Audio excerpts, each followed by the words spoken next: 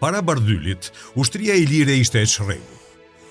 Armët dhe pajisjet që përdorin ata ndryshonin varësi të mundësive të çdo luftëtari. Zakonisht ata mbanin në krah një heshtë të hollë të quajtur Sibina. Në krahun tjetër mbanin një mburojë rrethore bronzi, të dekoruar me rrath koncentrik. Mëtej çdo ushtar pajisej me një sapat ose shpatë të shkurtër hekuri të quajtur sika, praarse e fjalës shqipe thika. Sa i përket armaturave, ato nuk ishin kudo standarde, dhe cilësia e tyre varej nga pasuria e fiseve përkatëse. Shumica mbanin helmeta bronzi tipike ilire, shumë të përhapura në shekullin e 5 dhe të 4 para Krishtit.